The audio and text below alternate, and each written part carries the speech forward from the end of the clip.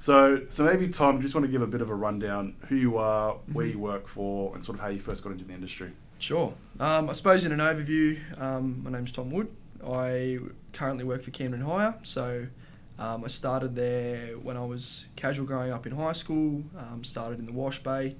From there, it was just a weekend / holiday sort of a job. And as I sort of got older, I took on sort of different responsibilities on the weekends and in holidays. Did a little bit of everything, I suppose, at the company.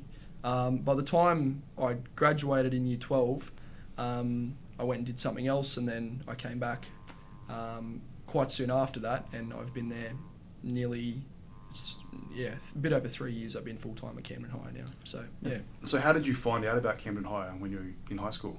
So Camden Hire were, I suppose, having grown up in Camden, they're just a super reputable, recognised, well-respected business in our local area. The name obviously matches where I came from, so they're super well known. The family, Mike and Mark Scarce, they're again well respected, and Camden being quite a small town, still everyone sort of knows everyone. And so there were plenty of little connections where I knew the family, but my dad actually worked at Camden Hire before I was born. Wow. And so there was 20 years before, or sort of 15 years before I'd even been looking for a job, Dad had worked there on the weekends as well while he's studying, and knew they were just a really, really good family to work for. He enjoyed the work he did. He got exposure to lots of different things. And sort of when I was 14 and a half, 15, they sort of said, well, would you maybe throw your resume in and have a chat and see what happens? And so that was how that came about. Wow.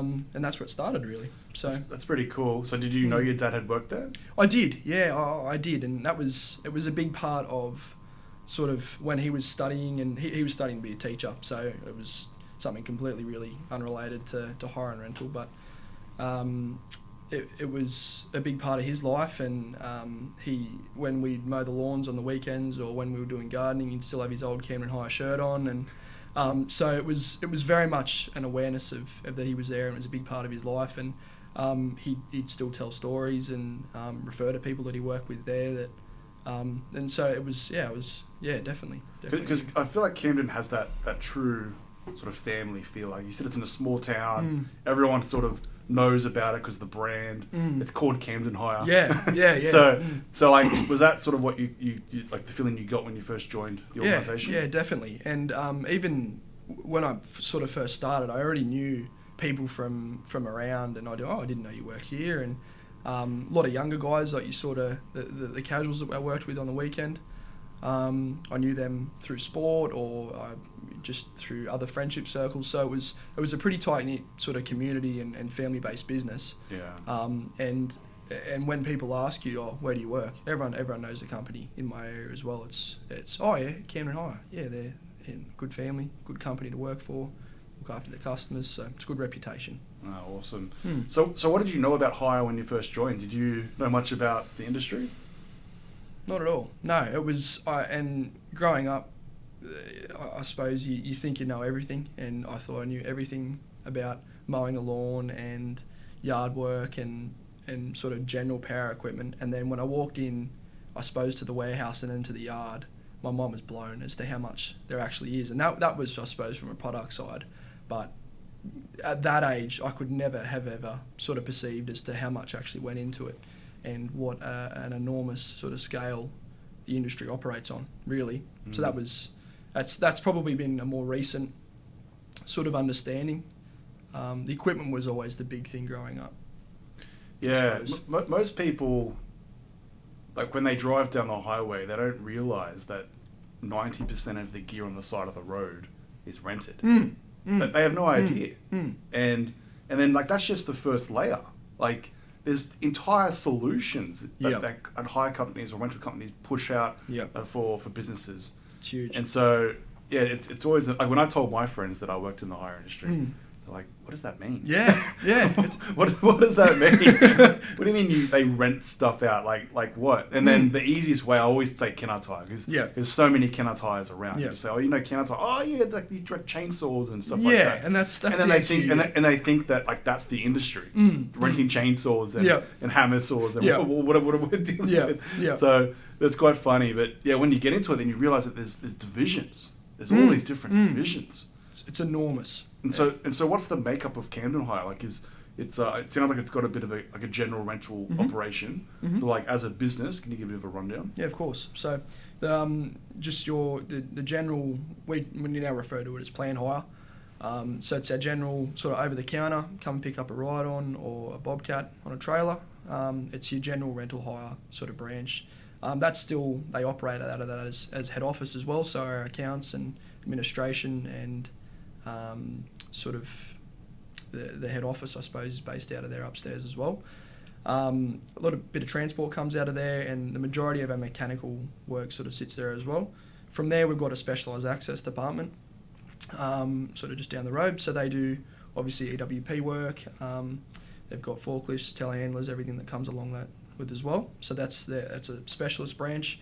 We've got a smaller branch on the Old Hume Highway at Casula, which double purpose, which operates as a little bit of general hire, but specifically specialises in traffic management solutions. So that's where the majority of that equipment will come from. We've also got the branch that I'm based out of, which we refer to as site services, which is site accommodation, amenities, portaloos, temporary fencing, steel plates, everything that you would, I suppose it becomes part of your site infrastructure will come out of. And then on the side of general hire as well, we do a little bit of party hire again. COVID really made that pretty tricky. So we've had to reduce that a little bit. Obviously through COVID we had to reduce it enormously. But coming out of COVID as well, a lot of the equipment, a lot of the space that was used for party hire originally had been repurposed. And so it's now just finding a bit of a balance between taking on party hire work and what we can actually supply and where we can still sort of sit comfortably with the workload we've got. So that's essentially where the party hire, I suppose, is at. So we operate on 5 branches. Nice. And so when you first joined the business, it sounded like you're sort of working in the yard and serving customers, stuff like that. Yep. Like, what's been your journey in the industry so far with Camden? Sure. So literally started in the wash bay. I was cleaning up equipment when it came back. I'd serve customers, show them how to use a chainsaw to start their mower. And then I'd receive it on the other end when it was returned, check it all over, and just give a slip in to the guys in the office who'd tidy it all up. And that was the majority of what I did on weekends. From there, in school holiday times, when I could commit a little bit of extra time during the weekdays, I did a lot of party hire as well. So installing marquees, hockers, dance floors, lots of chairs and tables, a lot of that during holidays. And then as I got older as well, I started to spend a bit of time at our access department. So just got a lot of exposure to that, which was really good. I'd just work with one of the other mechanics down there. There was no customers on the weekend at our access department, over the counter, so to speak. But it was just a good opportunity to learn about the equipment, learn how it operated, start to work out some of the names, what things we use for.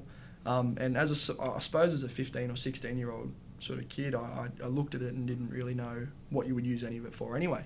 So having that exposure there was really good, and it gave me.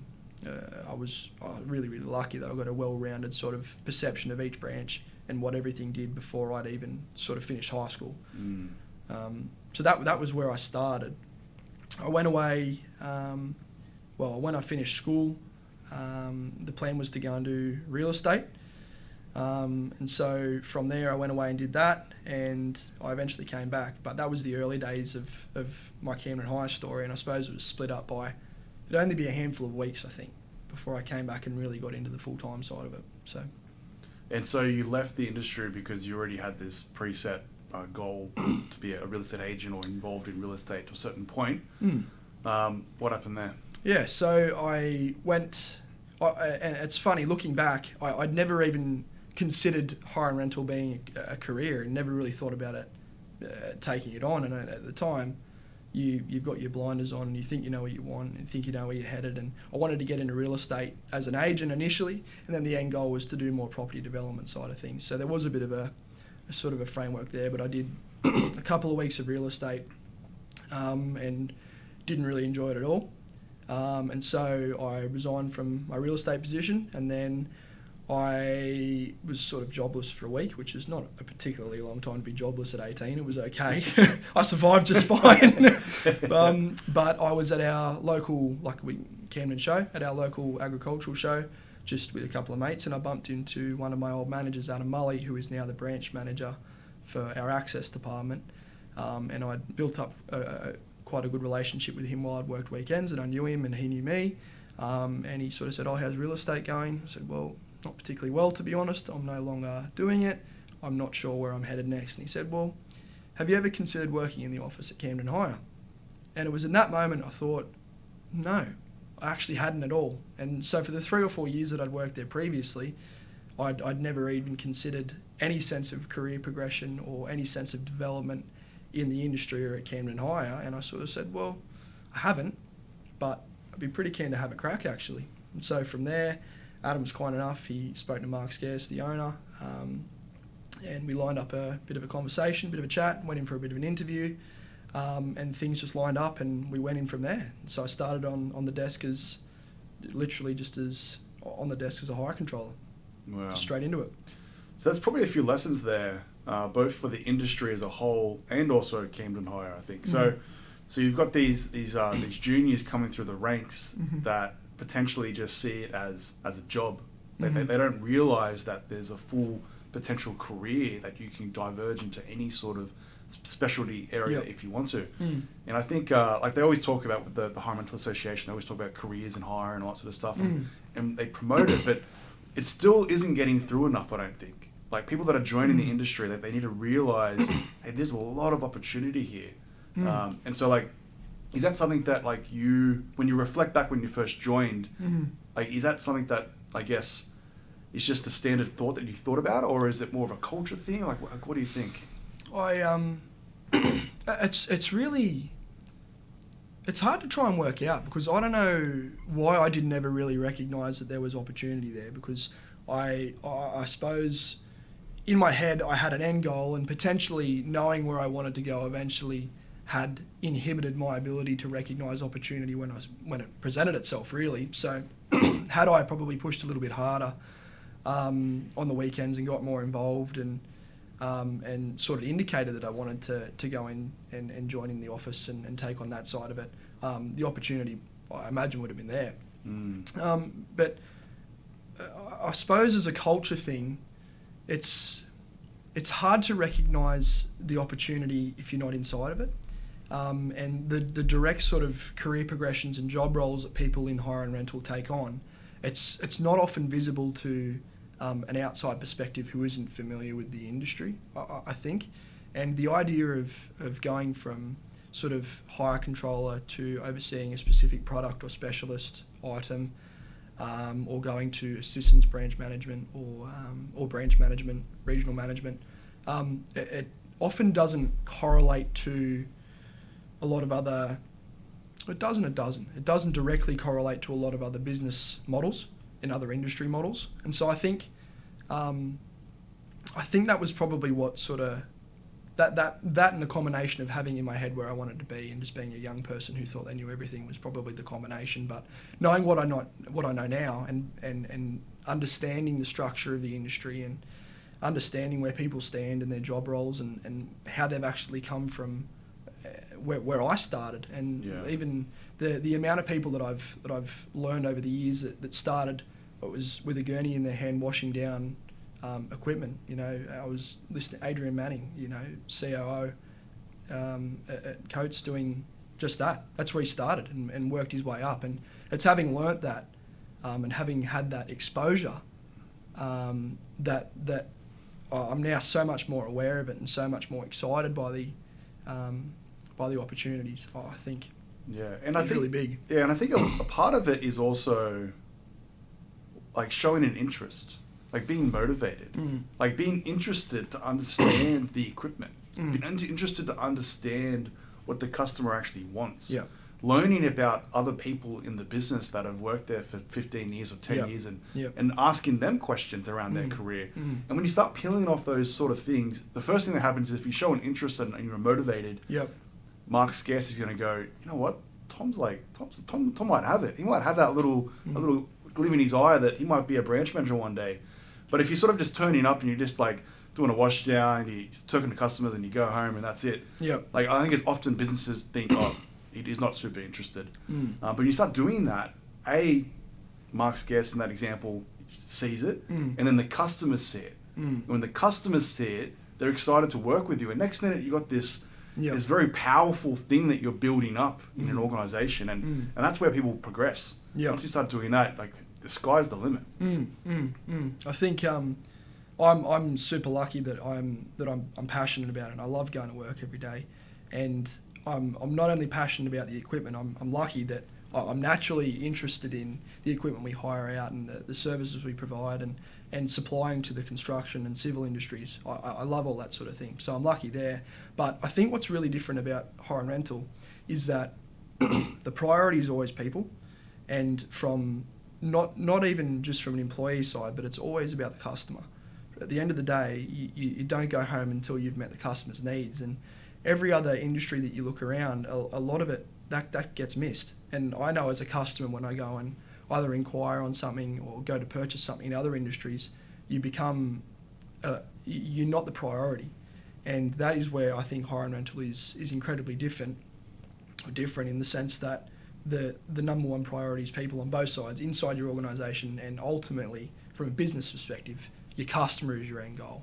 And it's getting their needs met to the best of your ability with whatever resources you've got at your disposal, and making that happen. I think that's really special as well, and I like that. I absolutely love that. I think that's different. I think it's really different. Yeah. Well, in the end, like, who was I was chatting to someone on the podcast about this, where, to put it bluntly, customers rent things, like big customers, like contractors rent things because they're not organised. If they were super organised and they had all of their projects planned out, they could just go buy all the gear, put it on and sell it and do all that sort of stuff. But that's a lot of work. And so they much prefer to partner with someone that's going to help them design a solution and work through it. And I think, and that's where that customer service comes in. People come to you not because they like you. Obviously, that's a part of it. They come to you because they have a problem. They have a problem and they say, all right, I'm going to Camden Hire, I've got an event, or I've got this, or I've got to paint this building, or whatever it is that I'm doing. I need this type of scissor lift or boom lift or whatever it is. And I need it delivered on this time at this date. Because if you don't get there on time, who knows what happens? So like, it's a good point that you bring up around people and the customer, because that is important.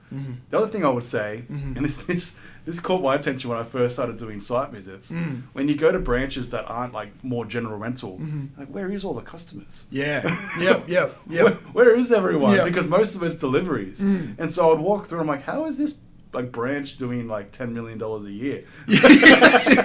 Where are the people? Where are the people with the money? Where's the money coming through? Is this a Breaking Bad situation? Like, under the table. Under the table. So, but that was like the other thing that I realized, that there's the pickup side of it is reducing. Like, people want things delivered now. And then that's why you got these specialty branches that are getting split out as well. You can't have everything just in one anymore. Is that something that you sort of picked up early on as well when you went to the business? Yeah, definitely. So I suppose at a grassroots level, a customer a lot of the time isn't coming in for a product, they're coming in for a solution. So they've got a problem in their head, and as much as from a rental perspective we go, well, a customer needs said item, they need this unit to get their job done. But the customer brings their issue to you and they're looking for a solution a lot of the time. And so I think the way that it is moving is that a customer just wants to be able to ring up, provide you the issue, or a lot of the time they already know what they want, but they've got the problem in front of them and they need you to bring the solution to the problem. And so that's where I think largely where the role of transport in the hire and rental industry is absolutely huge. And the idea that a customer shouldn't have to leave site anymore to have their problem solved is definitely where the industry is going. And the change that I've seen just in my very sort of limited experience. And I probably need to preface everything with, I'm talking from the perspective of having worked in the industry for 3 years full time and then sort of around the industry for 7 or 8 years. But that change has been huge, and I've seen our company, Camden Hire, come from a small amount of sort of larger trucks in tilt trays and high abs to having tripled or quadrupled the amount that they have. It's because the need is there, and it's because customers so regularly require equipment just to in the real time, you know. So I think that's huge. Yeah, it's almost like you know how they say Amazon is really just a logistics company.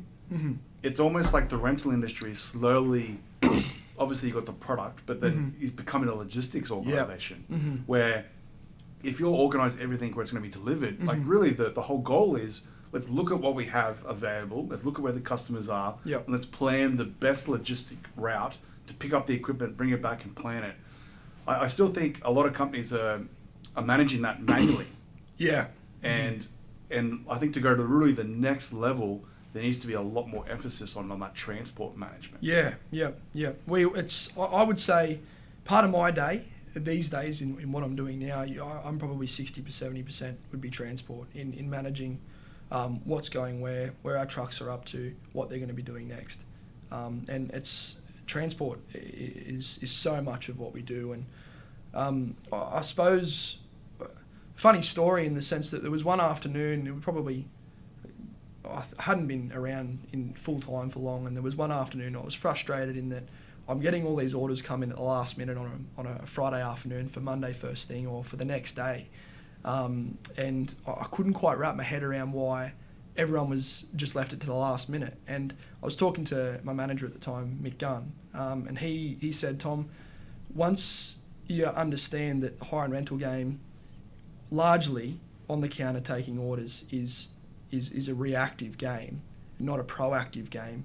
When you stop trying to get ahead and beat it, you just accept that that's the way that the industry works and that's the way that the transactions are going to occur. You're going to feel better about it, and you're going to be able to take that and just get the job done. I thought, geez, okay, well maybe I'm not, it's not so much my mindset on it all, and I just needed to accept that was the way it was. And from then on, when I realised that that's how it operates and customers do have an issue that they need sorted straight away, that it's not their fault. An issue arises and they just need it fixed. So that's, from a transport perspective, you can't plan ahead too far because things change and new orders come in and dates change, and a site gets wet because of the rain, you've got to push it back 3 days, and there's it's not their fault. And it's just the needs that we've got to satisfy, and it becomes my job to make that work and to tick the boxes and to make everything as efficient as you can. So it's a fine balance between planning ahead and also being in a position where you're allow yourself to be reactive enough to still satisfy customers' needs on the fly. So and then it's challenging. And then you go home and then. Imagine going home and then doing that same mentality, just letting everything sort of flow. You can't. It's we've been planning this for 5 weeks now. You know, it's you can't do it everywhere. But it's just, and it's once I finally accepted that that's how the hire and rental industry works, and that's how transport works. You're able to roll with the punches, and you go, okay, well this is now, I understand that now, and I get it. And there's been countless learning opportunities and moments where things have just clicked and I've gone, okay, rather than get frustrated about it being like that, I just now need to tune my head into working with that. And that's been just so helpful. Really. And so how did you do that? Like, because it sounds like you were stressing a lot around like what the customer needs and when they need it. Do we have the right equipment? How do we get it there? How did you make that transition then? I think largely it just comes with experience.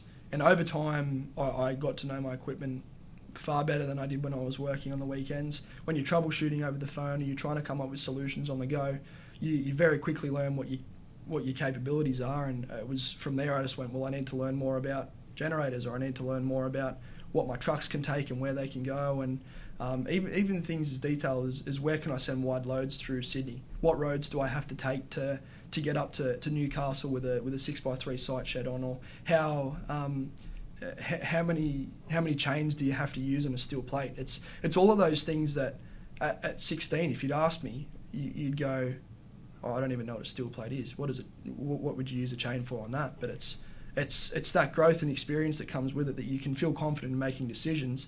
And I noticed, the big thing I noticed with experience is that customers largely were telling me exactly what they needed and what they wanted, and were giving me lessons over the phone. As I was in the early days, they were telling me what they needed and describing things to me so I could understand.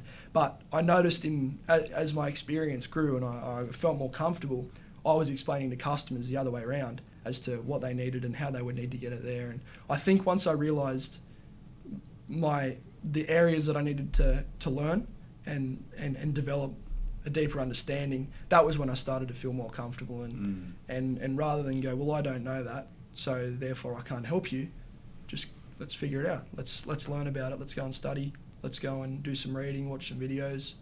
And largely a lot of it, you're not sitting there at work getting paid to watch videos on the unloading of machines or the difference between voltage and kVA but it's stuff that helps you every day, and it makes not only the experience for the customer ultimately so much more smooth, but it makes your experience at work a lot more smooth as well. So that's probably the biggest thing that I found. Yeah, and I think the hard thing with that is someone joins the industry, the only way to learn is by doing. Yeah, definitely. And it's intimidating, yeah? Yep. It's intimidating. Largely, hugely. It's someone says to you, hey, I've got this event, I need power, come sort out how much KVAs I need. Like, where do I start? Yeah. What? What's a KVA? Yeah, so like that, you got to have a thick skin as well, and you got to have an ability to know that you're going to get things wrong.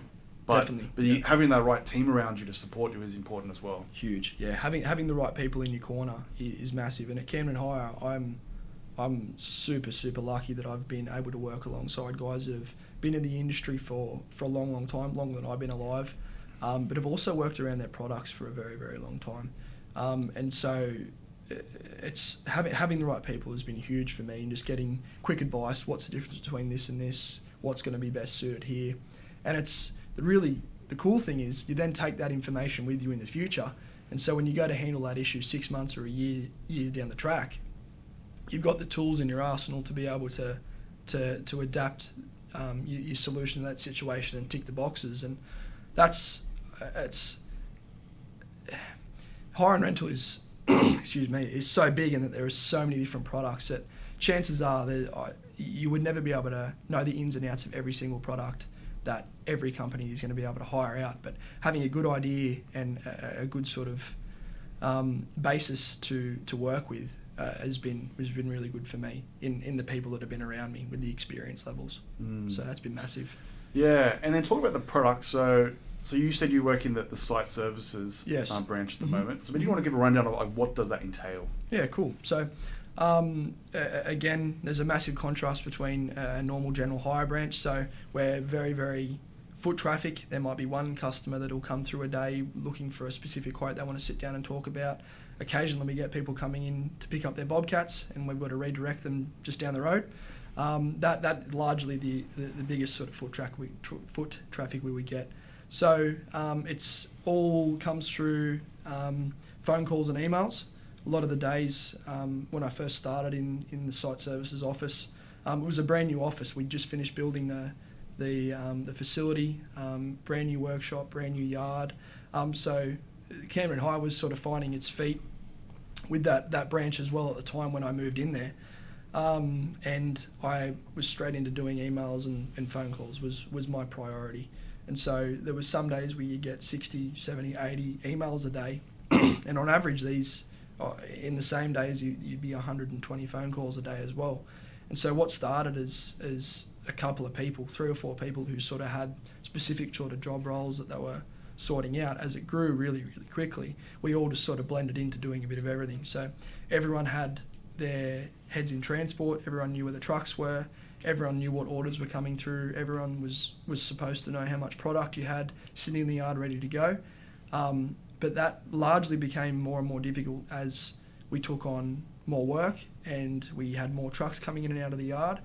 And so just recently we've sort of, I suppose, to go back a step, the three main product categories are your site fence, your toilets, and your site accommodation in your site sheds. So that was all together, and a lot of the days of the week you'd start your day, you'd do a quote for site accommodation, you'd do a few sheds in ablution block, then you'd go and take some orders for toilets, and then by the end of the day you were doing fencing and working out how many panels you had.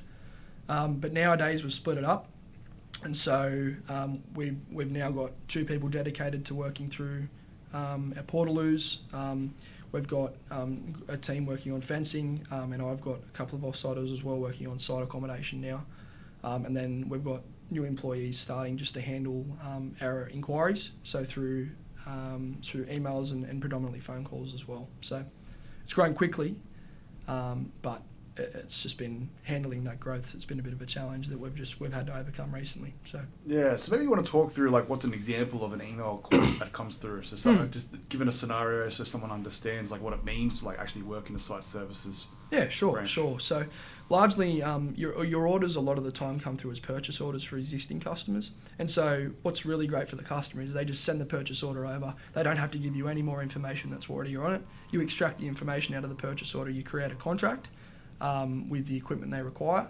That gets processed with your transport. So if it's a booking in a couple of weeks ahead, you lock it in with your system, and then everything gets printed out later on when you go to do it. But if it's in real time for the coming day or the next day after that, it'll go straight into transport planning, and then from there it'll quite tangibly the equipment will get loaded onto a truck, the contract will go in the driver's hand, it'll get taken to site and installed. So that would be account regularly trading customers sort of process. We get a lot of sort of cash customers, we refer to them as, or first time customers, that'll send through an email looking for pricing, looking for a bit of a quote. A lot of the time it's either it'll be just, I want to know how much a portaloo is going to cost me for 6 weeks, or how many metres of fence do I have to hire to meet a minimum, and how long and how much is that going to cost me. And it's all those questions that can often take a lot of emails as the customer works out exactly what they're after, and that the pricing is not always as straightforward as it's going to cost you $500 for X product, but there's a lot of questions that come with it. So, I was actually chatting on a podcast. It was actually last week, the week before, and it was a company in the US that rolled out their website where they can have a availability of their equipment and their quotes and that sort of stuff, and they found that most of their regular customers weren't using the website, but they found that they were getting a high demand of new customers coming through just wanting quotes on 1 or 2 things. Yeah. And then those customers were converting to regular customers. And so I think when people talk about like implementing like an e-commerce or a website for a hire business, they straight away think, our existing customers aren't going to use it, or they're not going to do it. Where it sounds like imagine if all those emails that you're getting back and forwards could be done via some type of e-commerce platform that can manage it. And then those customers go into the pipeline for a Camden Hire, and then eventually get it given an account manager or a sales rep. Yeah. And then obviously they don't put everything through there, but then they can start managing it. Yeah. I think that's where the industry is still very far behind. Yeah. And it's working with those challenges in the sense that it probably is at this stage still easier for an account customer to attach their purchase order as a PDF to an email and hit send. And it is getting to the point where it becomes easier and more likely for said account customer to engage with the e-commerce platform, which benefits everyone in the sense that they can then in real time see exactly what's on the shelf, what they can have and how soon they can get it. But it also works for us in the sense that there's no double handling of information. And that's where, even talking before with you, the role of technology it is progressing to be enormous in the hire and rental industry, and there's so much more untapped potential, I think, that we can both recognise that's there, that could really take it incredible places for both the organisation internally, from a sales and operations and administration perspective, but also for the customer. And I think it's huge and it's exciting. Yeah, and so talk to me about technology then. So mobile devices, tablets, things like that, because obviously one of the key elements around most hire businesses is to try and get rid of paper. Yeah. So what's been that journey so far? So all of our drivers are either equipped with an iPad, with with mobile data or 3G connectivity, 4G connectivity, or a mobile phone. So they've always got some form of an iDevice that they can tap into and use for transport purposes, i.e. getting directions, but largely it's operating off of a workforce side of point of rental, which we use, which allows the drivers in real time to track their contracts, log information from jobs they've done, and we can then also track where they're up to via that mobile workforce as well. So I suppose the transition from paper, ultimately every company's goal is to eventually move away from the stack of paperwork that you have every day that someone's got to work through and remotely go through over the course of the day and tidy it all up. So we're now in the phase of relying very, very heavily on the mobile workforce, and that becomes the priority as opposed to handwriting on paperwork, but we've got the paperwork there as a backup just in case. And so with, I suppose, a specific example of temporary fencing, with each installation that a crew will do, they'll pop into the workforce exactly how many panels they've used in panels, blocks and clips obviously associated, then they'll attach photos as well, and the photos is enormous in the sense that it gives you evidence of the product we supplied initially and then the product that you picked up at the end. So engaging with that technology is really, really important, we're finding now, but the process between moving from paper is a slow one to be expected. I think if anyone thinks that they can move one, can largely just change the whole structure of their operations from an administration side, it's so much more involved than you'd think. And we initially, I'm pretty sure Camden Hire initially, when we integrated that software, the plan was to go completely paperless. But knowing what we know now, we have it there as a backup, and I imagine the next 5 years will be completely paperless.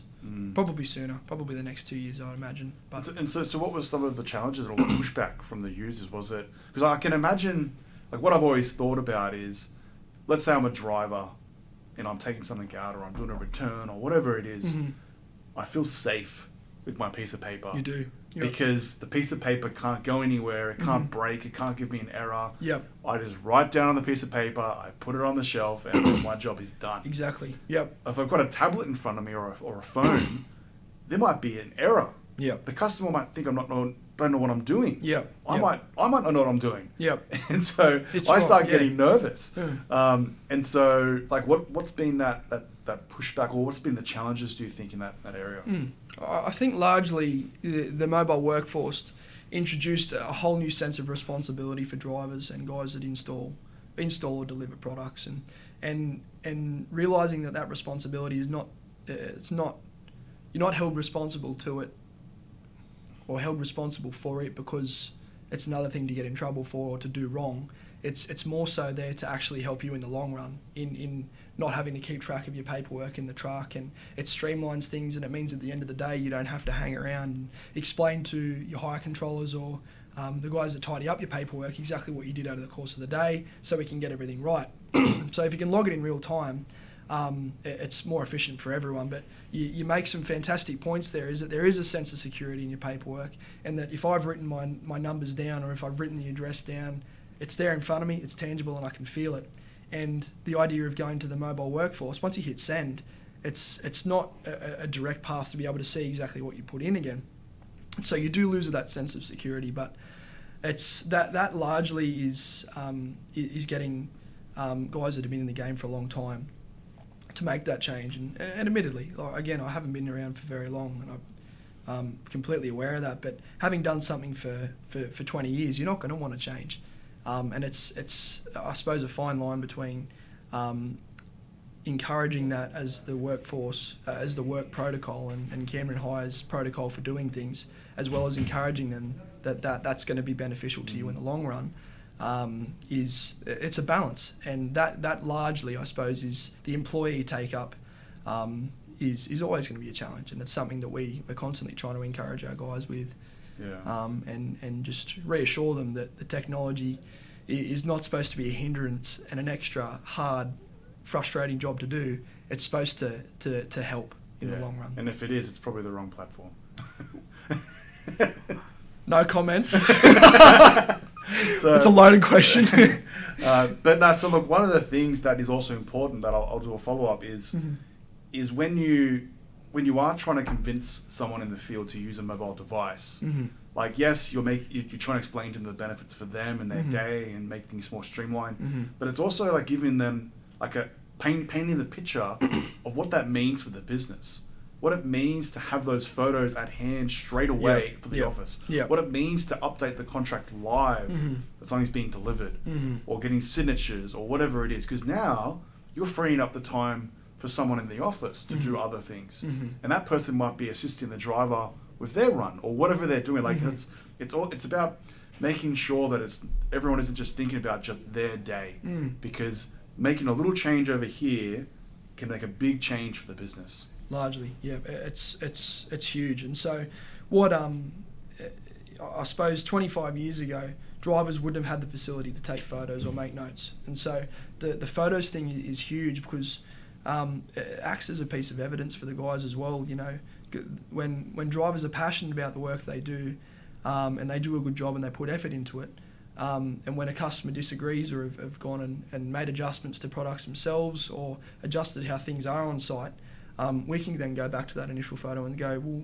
no, we're going to stick with what you've said. The photo evidence is there. You did a good job. That's great. You've got nothing to worry about. And that's largely what it comes down to as well, is knowing that the technology is there as a help. And over time, we're really lucky. Our guys are the guys I work alongside with. We've taken it up really well, and everyone is super on board with it, and everyone knows how to operate it, and it works really, really well for us. But that was a big thing, is going from probably not having any of that technology at all and not relying on it to then implementing it to then relying on it is probably a few phases in that process that I would be lying if you said we haven't struggled with, but I'd be amazed if there was a company that took it up, you know, effortlessly and completely smoothly, you know. So yeah, imagine this then. Imagine walking into a general rental or general hire store and there not being a counter. Imagine that. It's surreal. Yeah, imagine just having a tablet and not having somewhere you stand behind and doing stuff. Like, you go to the Apple store, you don't have a counter. You know what I mean? It's exactly the same thing. Yeah, you don't consider it. Yeah, but like, it's possible. It's possible. Like, I think if you went down to the Camden Hire General Hire branch and told them that we're getting rid of the counter, they'd have a panic attack. Yeah, I don't think we'd be stoked. But that's that family business as well, is that your customers are so important that on a personal level you enjoy seeing them, and you enjoy engaging with them, and that's surreal. Yeah, maybe they're just like leaning on the counter. It's just there to hold you up. Yeah, it's that physical support. Yeah, like half the time customers go in and they'd have a 20-minute chat on the counter anyway. So it's a part of maybe they just need to get like a corner just to lean on. Just to lean on, yeah. The conversations I'm sure that our counters have heard over the years would just be, if they had ears, it'd be incredible. But for sure, it's the technology uptake it's not an overnight thing, and we've seen it, and I'm sure you've seen it yourself even more so than I have. Is that the way that we're implementing it now is probably going to be trivial in the ways that we're implementing it in 10 or 15 or 20 or 30 years time. And where we're at now is going to be a drop in the ocean to probably where we're relying on it incredibly down the track. And I think that's really exciting, is that we've got all these new opportunities in the ways that we can not only help ourselves internally as an organisation and improve things and make things more efficient, make our own jobs easier, but also improve the experience of the customer overall. Yeah. Imagine this one, I'll blow your mind even more already. So imagine this with self-driving trucks delivering equipment themselves. No. It's just surreal. It is utterly surreal. Like, you can see it, but you can see it's going that direction. And the technology's there. It sounds insane. Like, if I said, a crane or whatever, a boom is going to load a bobcat on the back of a truck, and the truck's going to drive itself to the customer's site, take some photos itself, and then drop off the boom lift or the bobcat, whatever it is. Like, it sounds insane, but it's possible. Like, in 50 years, that should be possible. I don't see why it can't, and the technology is there at a foundational grassroots level now, where it's not being largely implemented in many industries, but you hear of, like you talk about Amazon, they've got autonomous factories and facilities. I'm excited to see where hire and rental is going to take that and what that is going to mean for us. And I suppose for the people that work in the industry, how's that going to change what a day-to-day job looks like, and what are your responsibilities going to look like, and what's that then going to, if you're not doing the hands-on, whether it's physically loading the truck yourself or whether it's actually doing the paperwork or typing up the quote, what that's actually going to look like for you, and what your responsibilities and what you're actually going to need to be doing is it's scary from one perspective, in the sense that how far the technology can go, but I think that's super exciting. I think it needs to be seen as opportunity. Yeah, no, it is a bit scary, isn't it? Self-driving truck sounds a bit scary. That's huge. That is utterly huge. And as a working on a site or just driving alongside trucks as well, that's scary. You know, that truck loaded itself, like it's big. I know. But like you say, the technology's there, and it's amazing. It really is amazing where it's going. All right. Well, let's learn a little bit more about Tom. So if you could give some advice to young Tom when you first joined the industry, what would you say? I think largely it comes down to opportunity, and in the sense that I didn't recognise that for whatever myriad of reasons, I wasn't able to recognise that Camden Hire or the hire industry largely was an opportunity and was an option for me full time as a career. And I think not overlooking, or I suppose directly to say to young Tom, don't underestimate or overlook what you might perceive as small opportunity, and that's a career thing, and that's a life thing as well, I suppose. But if potentially I'd recognise that Camden Hire and Hire was opportunity, and there was long-term growth in it, and it wasn't that there wasn't. You know, the growth is huge, and the opportunity is just amazing. But it was just when I had my blinders on, if I'd taken them off and maybe taken that on a little earlier, I could have worked more, moved into the office a little bit earlier on weekends, taken on a little bit more responsibility, and learn a lot more quickly. You know, so that'd probably be what it would be. Don't overlook opportunity, no matter how small you think it might be, because it might surprise you. The thing that I hate a lot is when someone says that's not my job. And like there's probably lots of layers we can talk about with that, but if we just look at it at a very basic level, if someone's a junior within an organisation and someone says, hey, can you help me load up the truck, or can you help me go unpack something, or whatever it is, whether it's your job or not, if you are always saying yes and you're interested and you're learning, you're just going to go places. You're going to go places.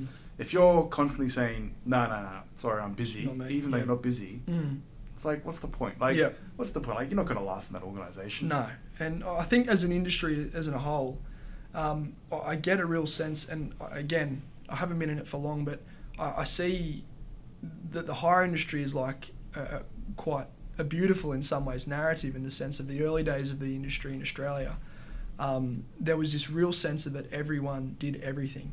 And if it was, no matter if it was your job or if you'd clocked off 2 minutes ago, if something has to be done, either one of your colleagues needs help, or a customer needs help, or there's something to be done, you just get in and get the job sorted. And that was what I really liked. I think moving from into the office is that I was always quickly throwing chains on a machine on a truck for someone, or quickly doing a delivery in a tilt tray.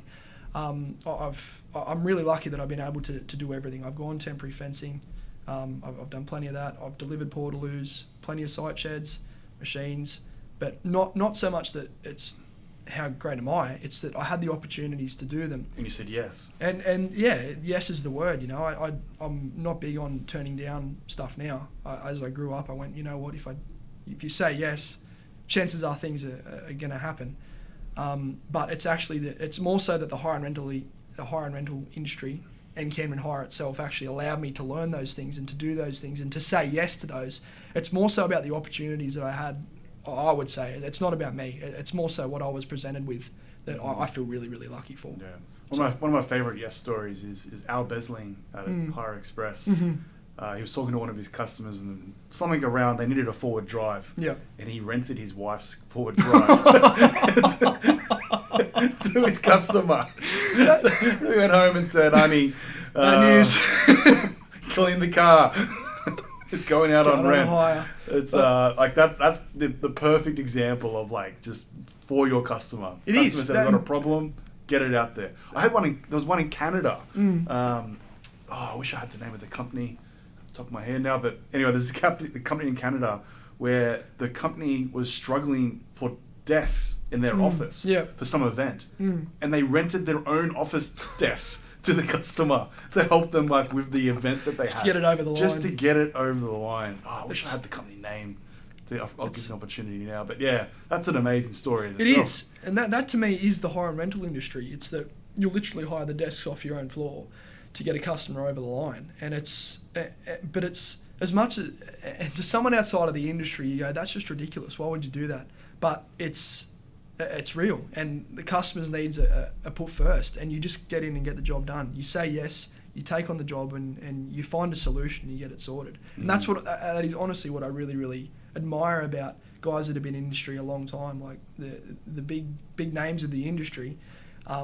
They did that in the start, and when they started small and when they were hands-on, they'd have no dramas doing that, in 30 or 40 years of being in the industry.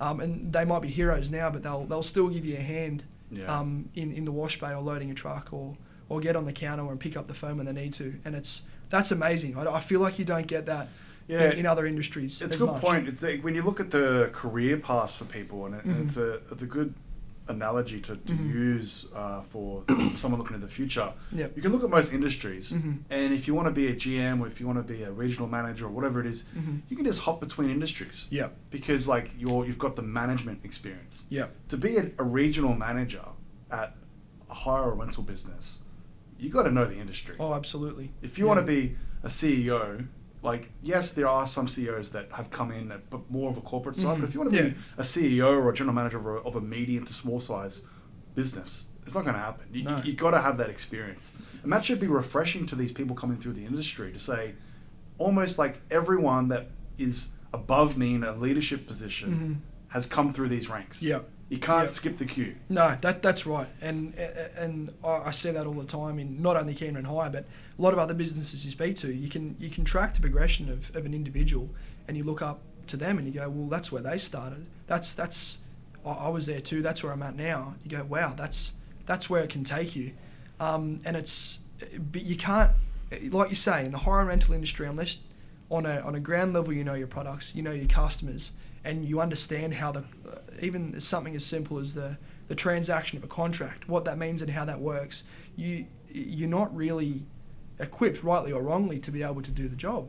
And that's where everyone has come up, not the hard way I suppose, but everyone has done the hard work, and everyone understands. And you look up to the people that are mentoring me in Camden Hire and Surround, and they've walked the exact same path, and they've dealt with the exact same problems and issues that I stumble on. And it's such a comfort, and it's reassuring that the situation that you're in the minute that's stressing you out to the max is not new, and it's something that other people have handled and dealt with before, and there's people to ask. It's amazing. It's really special. No, for sure. And so from a mentor standpoint, like who do you think's played a big influence on your career so far? From a Camden Hire perspective, some of the guys that are there are just incredible. Mike and Mark, the owners, they mentor me in a lot of non-direct ways, in that I look at their work ethic. I look at how hard they do work. And Mike's nearly in his 70s, and he's still in it every day. In at 5:30 every morning, comes in, look at some paperwork, do some invoicing, handle this, handle that, make some decisions.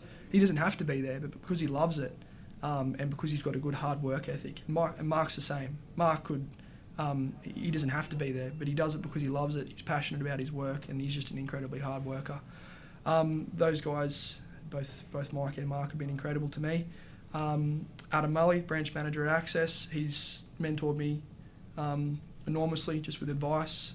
Mick Gunn, one of my other branch managers, Jeremy Brown, there's a lot of guys that I work with all the time that I'm just so lucky to be able to soak up all of their collective experience and knowledge on products, on people, on situations, on transport, and just life in general, making decisions, saying yes. And those guys, they all come from that industry era of you just took the job on, you got it sorted, you said yes.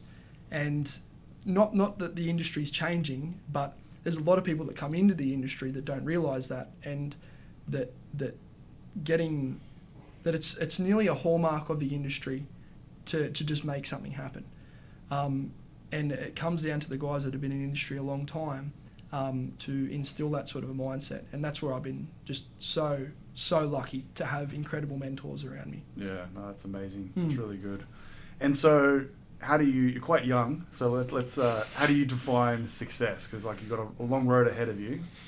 Yeah, I think if you'd asked me a couple of years ago, it'd be so different to what it is now. But I think with the little tiny fragment of wisdom that any 21-year-old can sort of possess, I suppose, I think doing what you love. I think if you do something you love every day, it doesn't matter what it is. If you enjoy what you do, you get up every morning to something you look forward to. I think that's success. But I think largely doing something you love, but loving how you do it, I think as well, is knowing that you've made the right connections, you've made the right decisions, you've acted with integrity, and you've looked after people, I think is huge. And so being able to lie straight in bed every night and know that I've made the right choices, and I've done something that I love, but I've been able to do it in a way that I know is right, I think is pretty big. And I think I look at there's a lot of guys in the hire and rental industry that act that way as well, that what they say matches their actions, and they're good people. They don't come to work just to earn a pay packet. They come to work to make a difference for people, and to help, and that's huge. Yeah, for sure. Yeah, mate, if you keep that mindset, you'll definitely keep that trajectory going and go places, because, yeah, it's very easy to get sucked into like just the more doing it for the money or doing it for that. As soon as you have that passion, it changes everything. Like it change. Like as I said at the very beginning, customers know. Like customers know when you care. Your managers know when you care, and if you can keep that fire and that energy, and making sure that if you do lose the fire, you tell your managers. Yep. That's what a lot of people like they don't do. Like they think they're going to get in trouble if they say to someone that I'm not as excited as I am before. Yep. Managers will freak out. Yep. They'll go, all right, how do we keep Tom? What do we do to keep Tom?